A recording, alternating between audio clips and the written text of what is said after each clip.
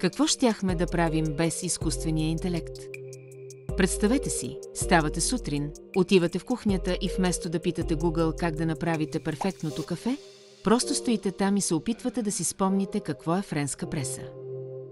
След това, вместо да имате интелигентен асистент, който да ви напомня за важните срещи, вие просто се опитвате да разчетете бележките си от миналата седмица, написани с неразбираем почерк. И какво ще правим без AI в социалните мрежи? Ще трябва да се справяме с истински хора, които коментират снимките ни. Представете си, вместо да получавате харесвания от алгоритми, получавате реални мнения. Тази снимка е ужасна. Или къде е котката ти? А в бизнеса? Вместо автоматизирани отчети, ще пишем всичко на ръка. Сигурно ще се наложи да наемем стажант, който да се опитва да разбере какво всъщност правим. Наистина, без изкуствения интелект, светът щеше да бъде много по-хаотичен и вероятно много по-смешен.